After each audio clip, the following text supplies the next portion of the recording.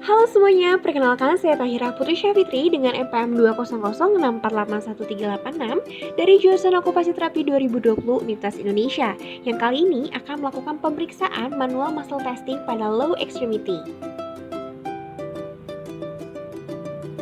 Manual muscle testing merupakan pengukuran kekuatan otot terhadap individu pada suatu kelompok otot tanpa menggunakan alat, yang dapat dilakukan oleh tenaga ahli kesehatan atau penyedia fasilitas kesehatan seperti dokter, fisioterapi, dan okupasi terapi.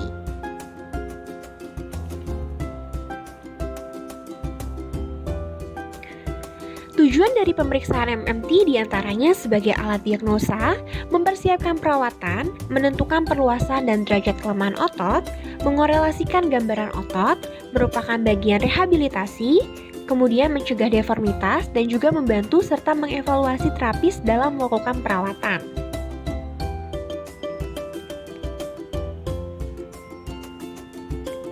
Dalam melakukan pemeriksaan MT terdapat penilaian-penilaian yang bernilai 1 sampai dengan 5. Pemeriksaan MT dilakukan dengan cara palpasi, yaitu dengan cara meraba atau menekan dan memegang organ atau bagian tubuh pasien di mana untuk mengetahui adanya nyeri tekan, spasme otot, suhu lokal, tonus otot, dan juga edema.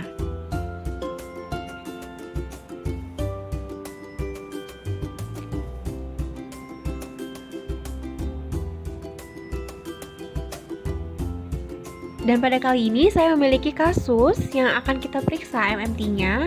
Yang pertama kita harus ketahui dulu informasi dan riwayat klien. Klien seorang pelari wanita berusia 39 tahun dengan diagnosis iliopsoas tendinopati, kemudian berlari 20 sampai dengan 20 km per minggu, tingginya 180 dengan berat badan 50 kg. Klien menyukai aktivitas olahraga fisik. Kemudian memiliki keluhan nyeri pada sisi kiri, kekakuan di selangkangan, kemudian tidak ada rasa sakit saat pemanasan. Rasa sakit muncul setelah lari dan terkadang sulit mengangkat kaki untuk keluar dari mobil. Sakit semakin parah ketika lari dengan cepat, kemudian setelah duduk dan bangun pada pagi hari. Kemudian rasa sakit juga dipengaruhi ketika duduk pada waktu lama dan akan berkurang ketika terus berjalan.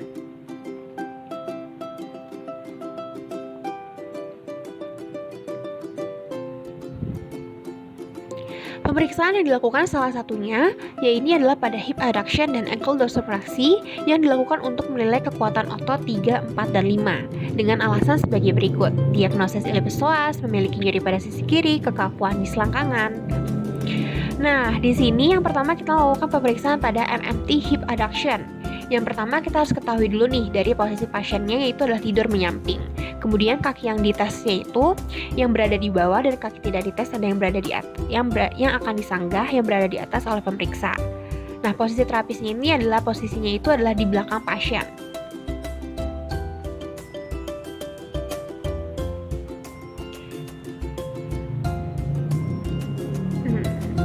Dan berikut videonya dalam melakukan pemeriksaan. Nah, posisi pasien dalam keadaan side lying, kemudian kita angkat kaki yang tidak dites dan kita sanggah. Nah, untuk grade 3, kita minta pasien untuk mengangkat tanpa adanya tahanan.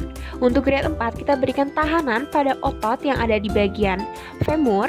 Nah, itu tepatnya itu di atas knee joint. Berikutnya untuk yang grade 5, kita berikan tahanan yang lebih maksimal. Otot-otot yang terlibat diantaranya ada pectineus, kemudian adductor longus, adductor brevis, dan gracilis. Dan ini untuk kaki yang kiri, kita sama lakukan seperti pada video yang sebelumnya. Nah, kita berikan tahanan lagi di bagian proksimal dari knee joint, minimal untuk grade 4, dan tahanan yang lebih maksimal untuk grade 5. Selanjutnya adalah pemeriksaan MT pada ankle dorsifleksi. Posisi pasien itu duduk dengan menggantung, kemudian posisi terapisnya itu duduk di depan pasien, dan tumit pasien itu kita tempatkan di paha pemeriksa. Nah, kemudian kita akan melakukan stabilisasi pada bagian posterior dari kaki di atas malleolus, dan tangan lainnya memberikan tahanan pada dorsomedial kaki untuk pemeriksaan nilai 4 dan 5. Untuk pemeriksaan yang lebih jelasnya, maka kita akan simak video berikut ini. Nah, kita sudah duduk di depan pasien, kemudian kita taruh tumitnya itu untuk di atas paha pemeriksa. Iya, pada grade 4 kita berikan tahanan di dorsomedial dari telapak pasien. Kemudian untuk yang grade 5 kita berikan tahanan lebih maksimal. Nah, begitu pula dengan kaki yang kanan. Pada grade 4 kita berikan tahanan minimal.